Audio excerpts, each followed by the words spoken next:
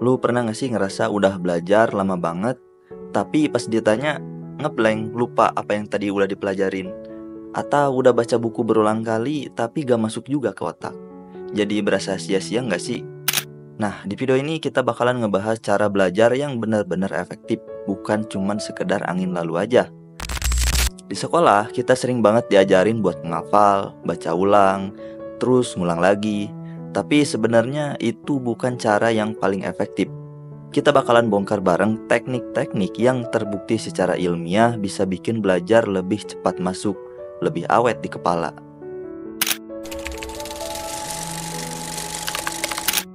Pertama, kita mulai dari yang paling penting dulu, active recall. Ini adalah suatu teknik belajar di mana kita tuh mengambil informasi dari ingatan tanpa melihat jawaban. Jadi ini bukan baca ulang catatan ya, tapi ngajak otak buat kerja nyari informasi yang udah pernah masuk ke otak.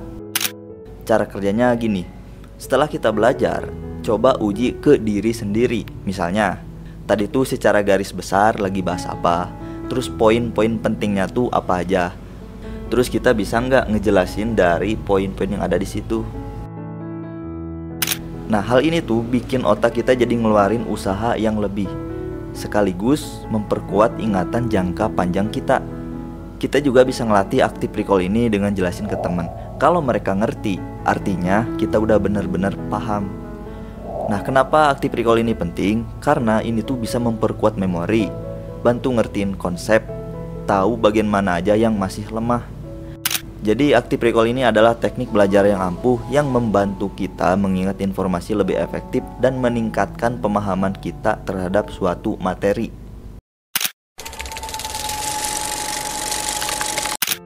Bayangin lu lagi belajar hari ini, terus besok udah lupa gitu aja. Nah, ini tuh terjadi karena otak kita tuh memiliki kecenderungan yang alami untuk melupakan informasi seiring dengan berjalannya waktu. Hal ini tuh disebut dengan forgetting curve. Konsep ini pertama kali diperkenalkan oleh Hermann Ebbinghaus yang menemukan bahwa kita bisa melupakan informasi 50-80% dari apa yang kita pelajari dan jika secara tidak aktif meninjau atau terlibat dengan informasi tersebut. Nah, biar informasinya gak hilang, solusinya adalah dengan spaced repetition, alias ngulang belajar tapi dengan jarak waktu. Pas pertama kali kita belajar, coba ulangi pelajaran itu dalam 1 jam. Terus coba lagi besok, terus minggu depan, terus bulan depan. Semakin jauh jaraknya, maka akan semakin kuat daya ingat kita. Dan yang penting, ketika kita mengulas jangan cuma dibaca ulang aja, tapi coba gabungin dengan active recall tadi. Kalau pas ngulang kita ngerasa susah ngingetnya, itu berarti jaraknya tuh kejauhan. Kita bisa pendekin misalkan dari yang 1 bulan, coba jadi seminggu sekali. Kalau seminggu sekali ngerasa masih kejauhan juga, bisa dipendekin lagi jadi 3 hari sekali. Jadi disesuaikan sama kemampuan otak kita. Spaced repetition ini bikin belajar lebih santai, tapi jauh lebih awet. Kita nggak perlu belajar tiap hari, tapi cukup pinter ngatur jadwal buat ngulas kembali.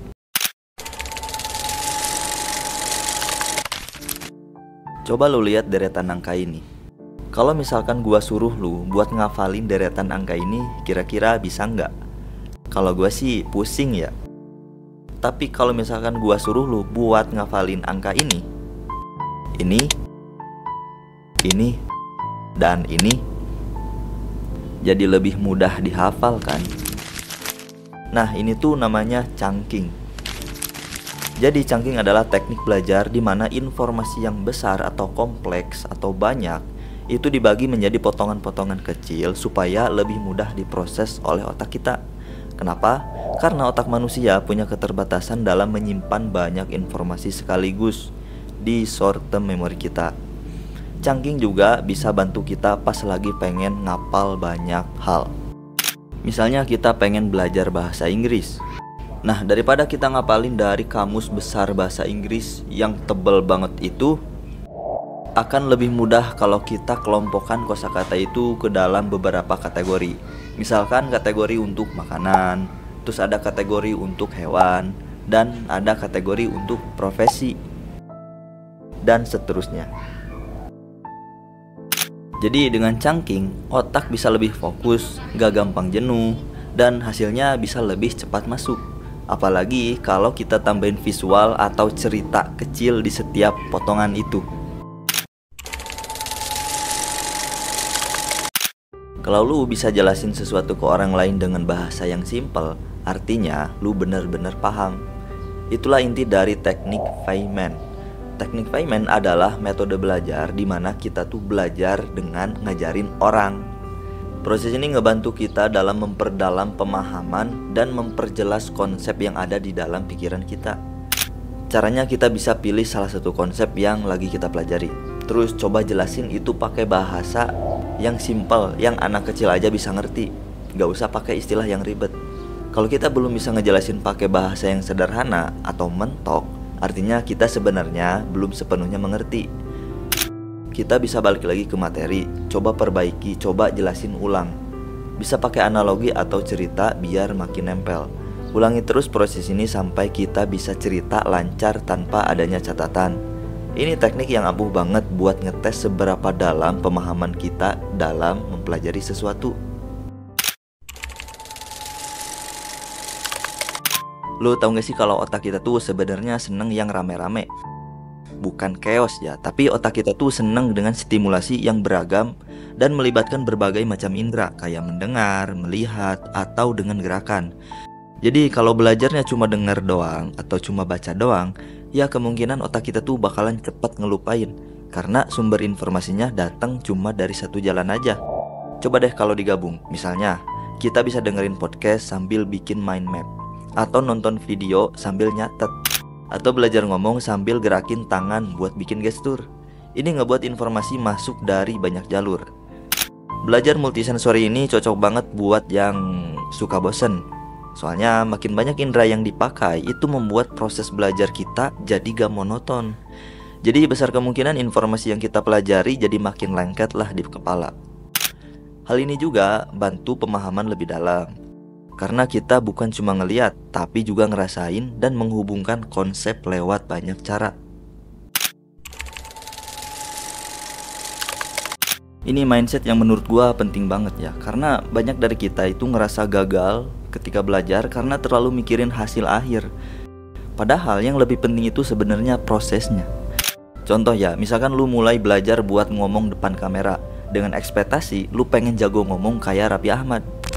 Tapi baru seminggu, lu tuh ngomong ternyata masih belibet, terus langsung ngerasa gak berbakat gitu. Padahal ya baru seminggu gitu belajarnya. Secara realita kan gak ada orang yang tiba-tiba sukses dalam waktu seminggu. Nah beda ceritanya kalau lu fokus ke proses. Misalnya setiap hari lu ngomong 5 menit di depan kamera. Ya awal-awal mungkin akan terasa kaku, nervous, aneh gitu ngomong depan kamera sendiri. Tapi kalau lu enjoy sama prosesnya, lu gak bakalan berasa tahu-tahu udah sebulan, udah setahun aja belajar terus. Dan ketika udah setahun, lu lihat lagi deh video pertama kali lu ngomong. Lu bakalan ketawa sendiri karena ternyata, wah gua udah ada perubahan. Jadi ketika lu belajar sesuatu, ya udah nikmati aja prosesnya, fokus ke langkah kecil tiap hari.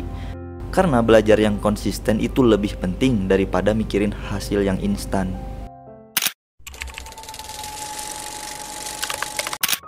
Belajar lama itu belum tentu efektif. Kadang malah bikin capek dan yang kita pelajari justru gak masuk-masuk. Nah, teknik Pomodoro ini ngatur waktu belajar jadi lebih ringan. Caranya simple.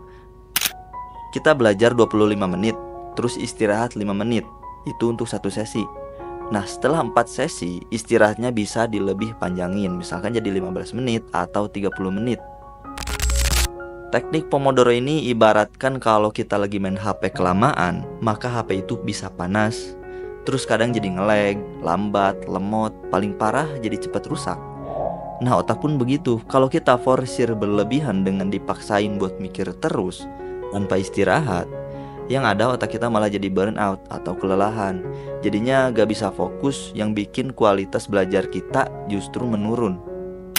Dengan metode Pomodoro ini, bantu kita jadi fokus penuh dalam waktu singkat, terus recharge dikit-dikit.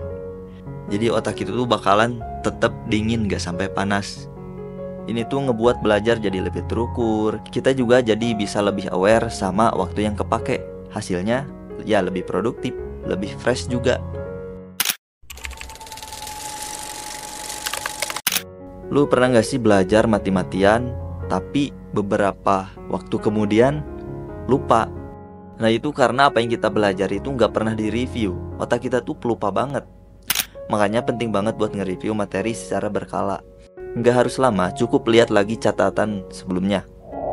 Review itu kayak kita bikin jejak di otak kita, kayak ngukir di batu yang keras banget. Tapi ketika kita ukir terus menerus, lama-lama ukiran itu jadi ukiran yang permanen. Jadi jangan cuma belajar, tapi sempetin juga buat nengok ke belakang biar gak ngulang lagi dari nol.